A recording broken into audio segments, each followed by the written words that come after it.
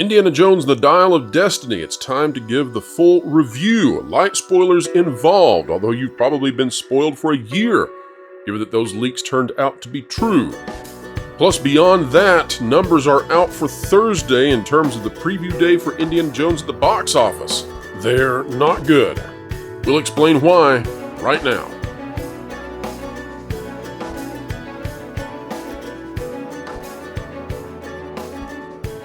And welcome back, folks, to another fantastic video here on the WDW Pro channel.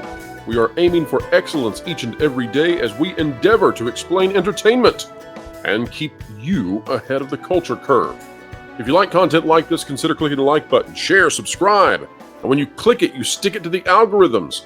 It's the notification bell. We've been waiting a long time to review Indiana Jones and the Dial of Destiny.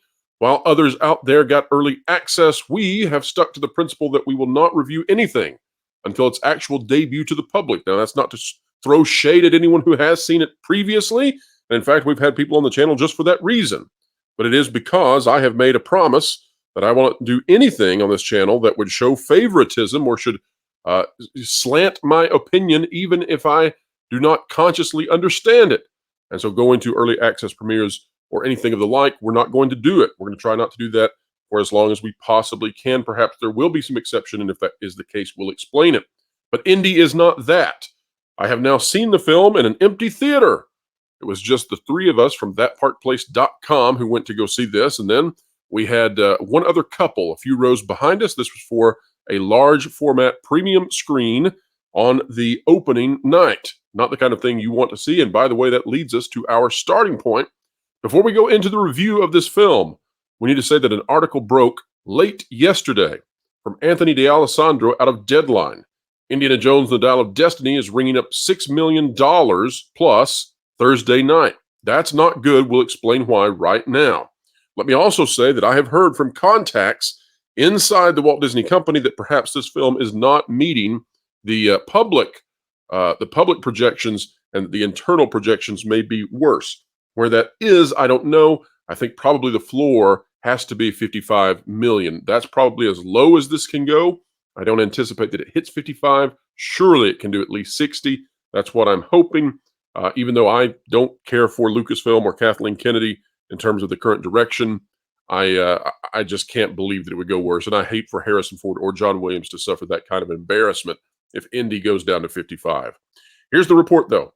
Disney Lucasfilm's Indiana Jones and the Dial of Destiny is posting an estimated 6 million to 7.5 million Thursday night per sources, which is where previous older skewing action guy comps live.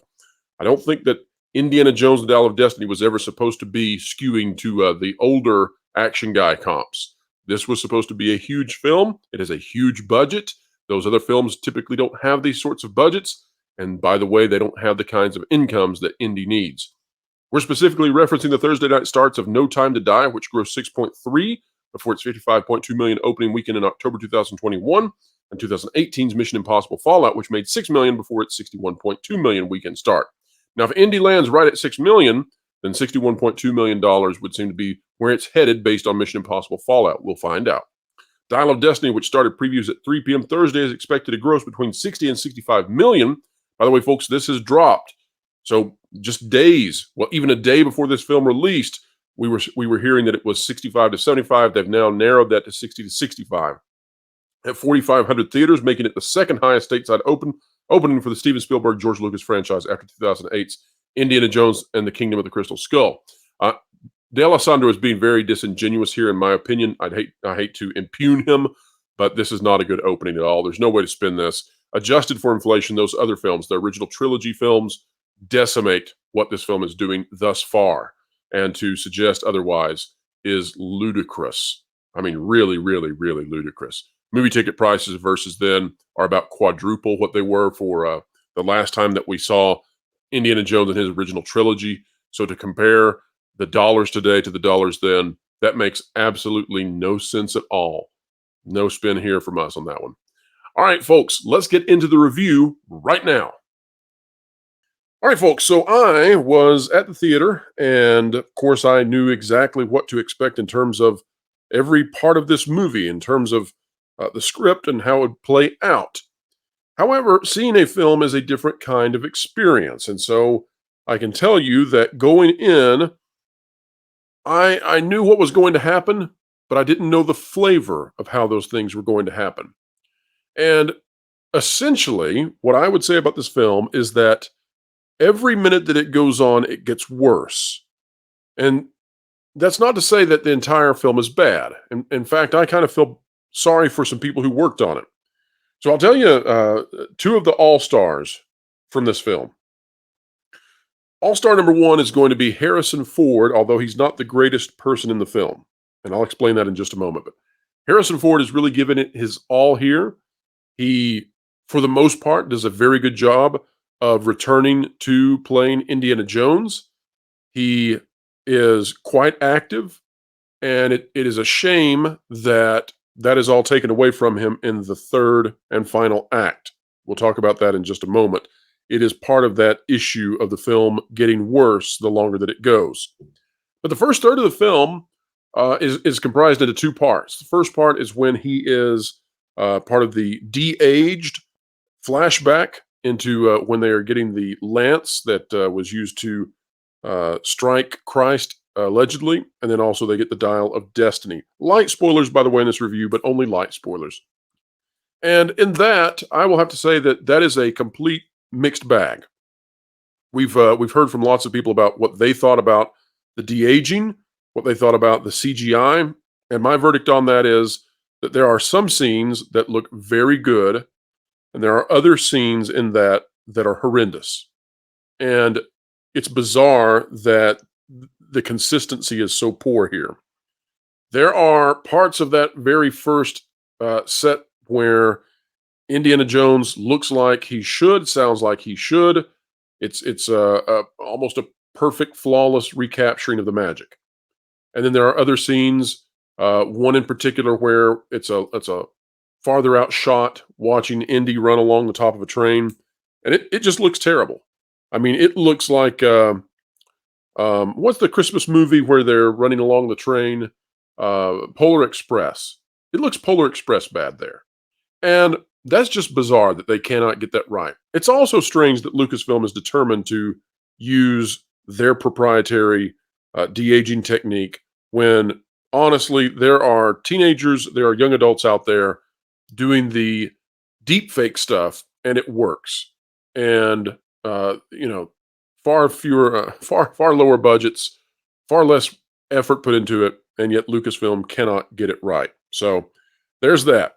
And then we go into the first part of going to older Indy. And honestly, although it is a big ask, like Andre on Midnight's Edge says, it's a huge ask for us to believe some of this stuff. And the timeline doesn't add up at all. Going from 1945, 1946 Indy to 1969 Indy does not work at all. This should be Indiana Jones like in 1980, the amount that he is aged. But that part works better than any of the rest of the movie. When he is in, I guess it's in New York, and the ticker tape parade, although the CGI is still bad, it is still the best action sequence in the film by far. And it lets Indiana Jones be Indiana Jones.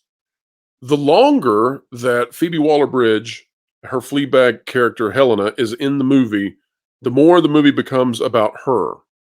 And it essentially, by the end of the film, it is all about her. She is the lead character. She has a sidekick, and I guess Indiana Jones is the sidekick. It's a very strange film and how that happens. We start off with Indiana Jones being the main character, the protagonist, and that shifts. But I want to go back to that second all-star of the film, because this needs to be said loudly and clearly. John Williams is incredible.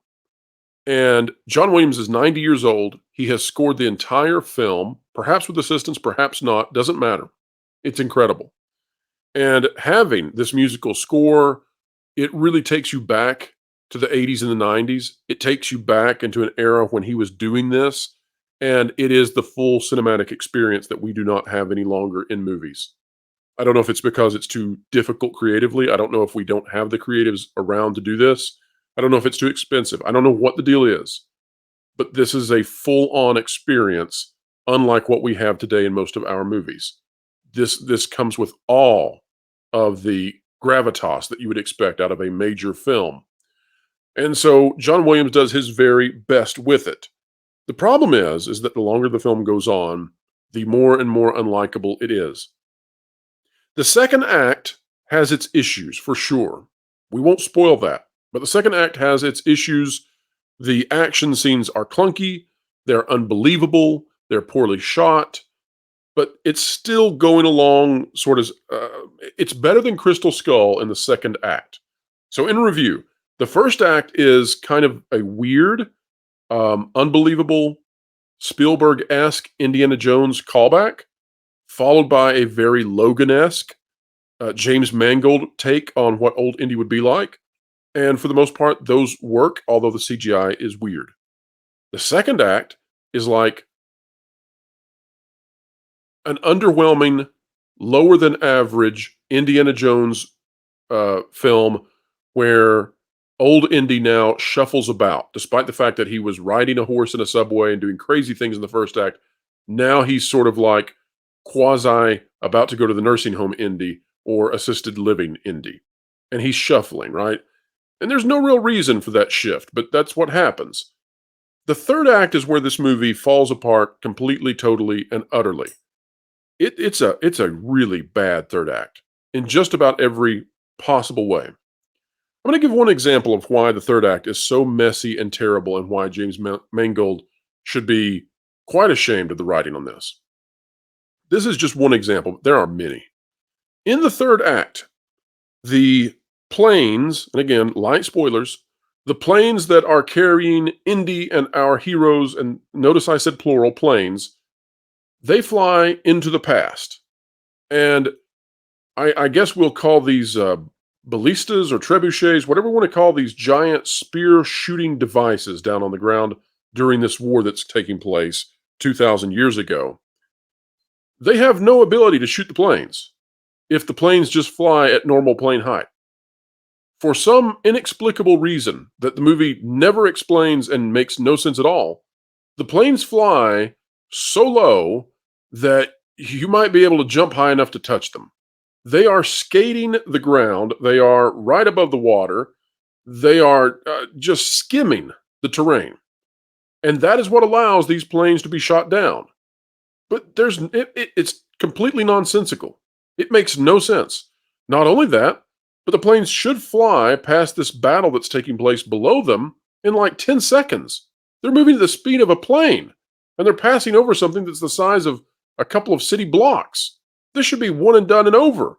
And fine, fair enough. The movie, needs you to stick around there in order for these things to happen.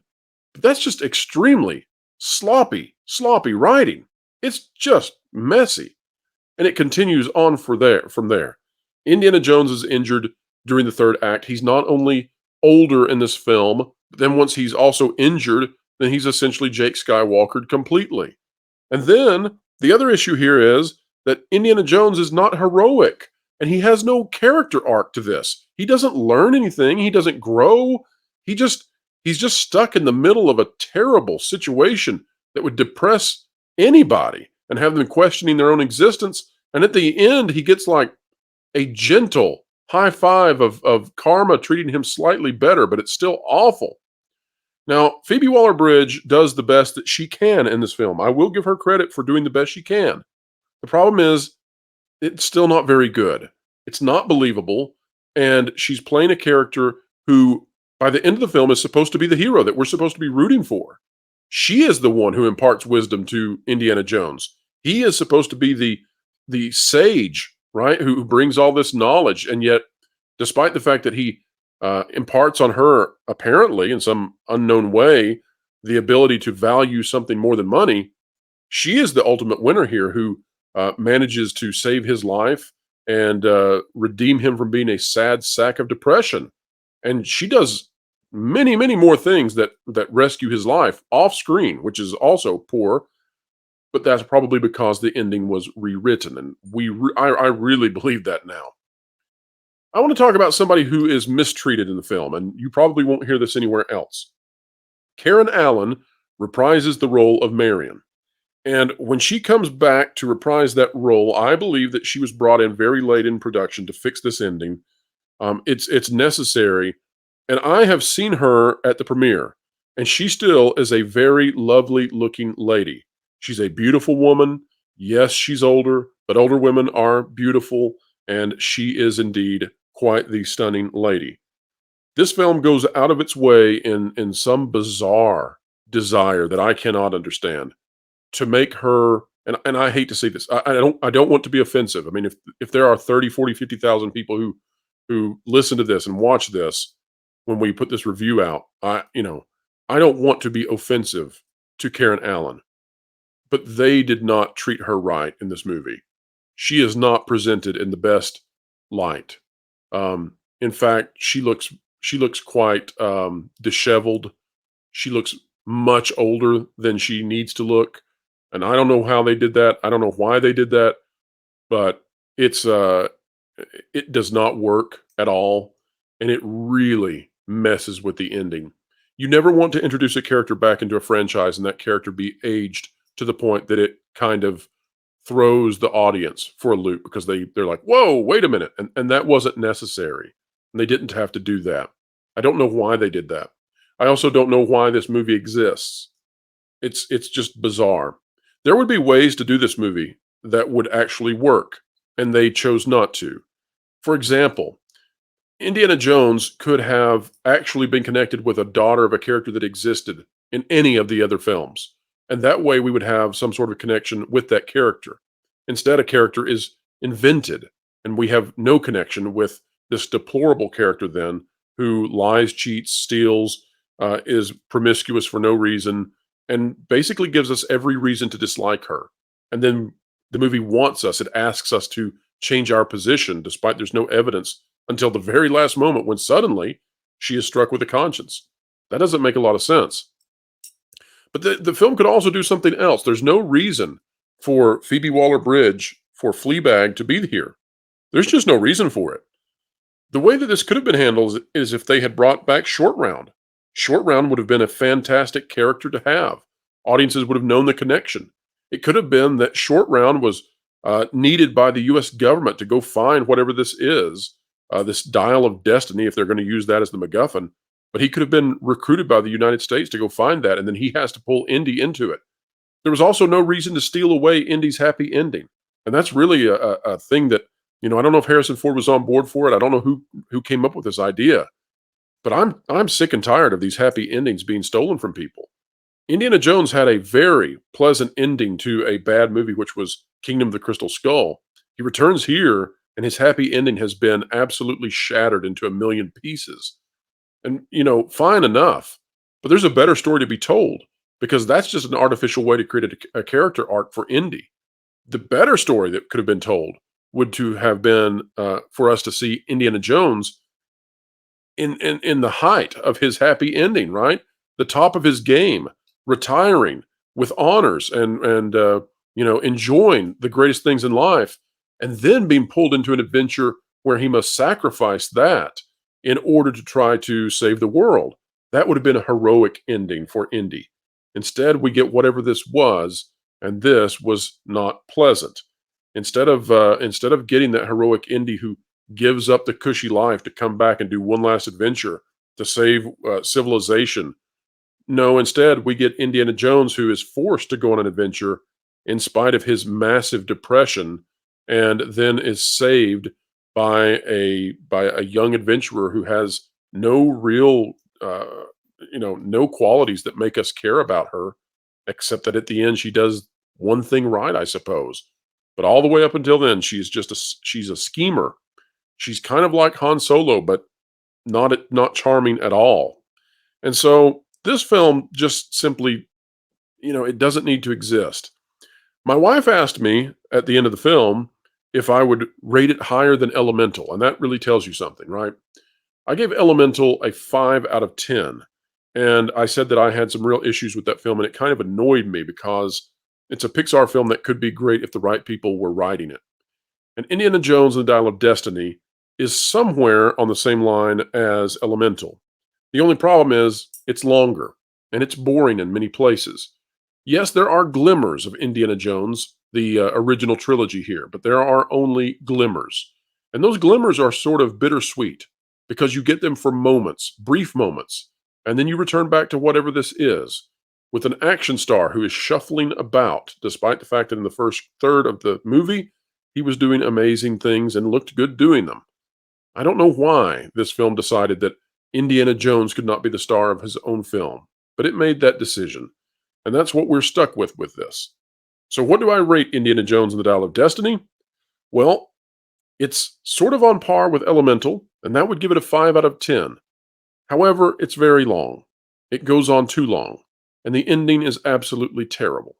It's just an awful, awful, awful ending.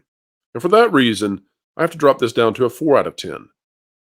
If it was on, would I be annoyed by it being on my television? No, it can play in the background. Would I sit down and watch this again? No, I have no desire to watch this again ever. I don't know that it added anything to the Indiana Jones lore. It does not have, in my opinion, the same lows that Crystal Skull had. Watching Shia LaBeouf swing through the vines was terrible CGI. There were some other really bad parts of Crystal Skull, and this never really reaches those kinds of lows except in the very, very ending of the film. That probably goes lower than any of the stuff in Crystal Skull, but for different reasons. And ultimately, the ending with Indy and Marion, it's an attempt to try to salvage this nutty film that has no place or reason to exist. And instead, it is just off-putting because we get a Marion who doesn't look like Marion. We get an Indiana Jones who is trying to come out of some kind of depression, and it just doesn't work. It is just melancholy madness at the end. So folks, do I recommend Indiana Jones The Dial of Destiny? No, I do not. I think that we will get a great movie starring an aging action figure, Tom Cruise in Mission Impossible Dead Reckoning. But this one from Indiana Jones and Dial of Destiny is ho-hum at best. It's not offensive, it's just dull, and it's just unneeded. And that's my take on the Dial of Destiny. So that's the end of the review, the last review for Indiana Jones. If this doesn't kill the franchise, nothing will. And if it doesn't end Kathleen Kennedy's career at Lucasfilm, nothing will. But wherever you are and whatever you're doing, keep learning, keep growing, and keep having fun. Floral, it's time for you to walk the plank. What? Why? 'Cause you haven't subscribed to WDW Pro yet. Nor bookmark thatparkplace.com on your web browser to get great articles from great contributors. What?